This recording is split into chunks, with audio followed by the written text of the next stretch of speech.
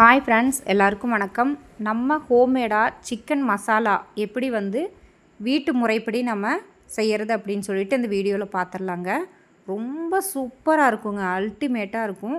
நம்ம சிக்கன் வறுவல் ஆகட்டும், அதே மாதிரி சிக்கன் கிரேவி ஆகட்டும், இந்த மாதிரி மசாலா செஞ்சு நீங்கள் சிக்கனுக்குள்ளே போட்டு நீங்கள் சாப்பிட்டீங்க அப்படின்னா அவ்வளோ டேஸ்ட்டாக இருக்குங்க, அல்டிமேட்டாக இருக்கும். சிக்கன் கிரேவிக்கும் சிக்கன் வறுவலுக்கும் சூப்பராக இருக்குங்க, அல்டிமேட்டாக இருக்கும். இது எப்படி செய்கிறது ஹோம்மேடில் அப்படின்னு சொல்லிட்டு நம்ம இந்த வீடியோவில் பார்க்கலாங்க. நம்மக்கிட்ட கிட்டத்தட்ட 15 வெரைட்டியான மசாலாஸ் எல்லாமே இருக்குங்க. நீங்கள் வேணுங்கிறவங்க வாட்ஸ்அப் பார்த்துட்டு நீங்கள் ஆர்டர் பண்ணிக்கலாங்க. சரி, வாங்க வீடியோக்குள்ளே போயிடலாம். இந்த மசாலா தயாரிக்க என்னென்ன தேவைன்னு பார்த்தீங்க அப்படின்னா, நல்லா மிளகா வத்தல் பார்த்தீங்க அப்படின்னா ஒரு 100 கிராம், மல்லி நாட்டு மல்லியாக இருந்துச்சு அப்படின்னா ரொம்ப நல்லது, அது ஒரு 150 கிராம் எடுத்துக்கோங்க. சீரகம் ஒரு 2 ஸ்பூன், அதே மாதிரி சோம்பு ஒரு 3 ஸ்பூனுங்க டீஸ்பூனில். பட்டை நல்ல ஃப்ளேவர் கொடுக்கும், ஒரு 10 கிராம் எடுத்துக்கோங்க. குறுமிளகு ஒரு 5 கிராம் எடுத்துக்கோங்க. ஜாதி பத்திரி இந்த பூ ஒரு 3 பூ போதுங்க. அதே மாதிரி ஸ்டார் பூ பார்த்திங்கன்னா அன்னாச்சி பூம்பாங்க, அது ஒரு 4 பூ போதும். கிராம் ஒரு 5 கிராம் போதுங்க. இதுதான் இந்த சீக்ரெட்டான மசாலாவுக்கு நம்ம சேர்த்து வறுத்து அரைக்கக்கூடிய பொருட்கள்ங்க. ஃபஸ்ட்டு நாம் அந்த சீரகம் சோம்பு ரெண்டையும் எடுத்து நம்ம நல்லா ட்ரை ரோஸ்ட் பண்ணிடலாங்க. அதாவது ரொம்ப ரோஸ்ட் பண்ணக்கூடாது, ஓரளவுக்கு நல்லா சூடேறி நல்லா ஓரளவுக்கு அப்படியே கலர் லைட்டாக சேஞ்ச் ஆகும், அப்போவே நம்ம இறக்கிடணும். ரொம்ப வறுத்துடக்கூடாது. பாருங்கள், இந்த அளவுக்கு நம்ம எடுத்துக்கலாங்க, கருக விட்டுறக்கூடாது.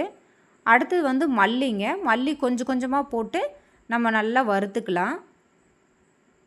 இந்த மாதிரி கொஞ்சம் கொஞ்சமாக போட்டு நல்லா நம்ம அதை வறுத்துக்கலாங்க. கருக விடக்கூடாது, சிம்முலையே வச்சுட்டு நம்ம வறுக்கணுங்க. நாட்டு மல்லியாக இருந்தால் நல்ல வாசனை வருங்க. இந்த மாதிரி மல்லி எல்லாமே வறுத்து எடுத்துக்கோங்க கொஞ்சம் கொஞ்சமாக. அடுத்தது பட்டை, இந்த சுருள் பட்டைன்னு கேட்டு வாங்குங்க, அது ரொம்ப நல்லாயிருக்கும் அந்த ஃப்ளேவரு. ஸோ அதுதான் ஒரிஜினல் பட்டையும் கூட. இந்த மாதிரி சுருள் பட்டை நல்லா இந்த மாதிரி வறுத்துக்கோங்க, நல்லா சூடேறினா போதும். பட்டையை வறுத்து முடித்த உடனே அடுத்தது பார்த்திங்கன்னா அந்த அன்னாச்சி பூ அதை போட்டு கொஞ்சம் லைட்டாக சூடு பண்ணிக்கோங்க. அடுத்தது பார்த்திங்க அப்படின்னா கிராம்பு 10 கிராம் வரைக்கும் போடலாம், நீங்கள் ஒரு 5 கிராம் எடுத்துக்கோங்க, நல்லா வாசனை கொடுக்கும். கிராம்பையும் வறுத்தாச்சு. அடுத்தது ஜாதி பத்திரி, அப்புறம் பார்த்திங்க அப்படின்னா குறுமிளகு கொஞ்சோண்டு ஒரு 5 கிராம் எடுத்துருந்தோம் இல்லைங்களா, அதெல்லாம் வறுத்துக்கோங்க. நெக்ஸ்ட்டு இந்த மிளகா வத்தல் அதை கொஞ்சம் கொஞ்சமாக போட்டு இந்த மாதிரி நல்லா வறுத்துக்கோங்க.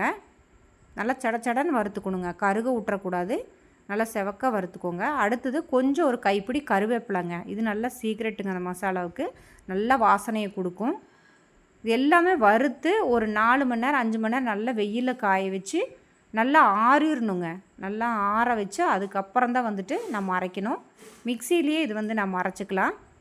பல்க் குவான்டிட்டி நிறைய நம்ம பண்ணணும் அப்படின்னா மிஷினில் கொடுத்து அரைச்சிக்கிறது நல்லது. இது கம்மியாக இருக்கிறனால நம்ம மிக்சிலேயே இந்த மாதிரி அரைச்சிக்கலாங்க. பாருங்கள் எவ்வளோ சூப்பராக இருக்குது பாருங்கள், மசாலாவோட கலரு அவ்வளோ கலர்ஃபுல்லாக இருக்கும், நல்லா வாசனையாக இருக்குங்க. அரைக்கவே வீடு ஃபுல்லாக மணக்கும், அவ்வளோ சூப்பராக இருக்கும். அவ்வளோதாங்க மசாலா. நம்மக்கிட்ட 15 வகையான வெரைட்டியான மசாலாஸ் எல்லாமே இருக்குங்க. நீங்கள் தேவைப்படுறவங்க வாட்ஸ்அப்புக்கு டீட்டெயில் காண்டாக்ட் பண்ணிவிட்டு நீங்கள் என்னென்ன மசாலா இருக்குதுன்னு பார்த்துக்கலாங்க. பாய்.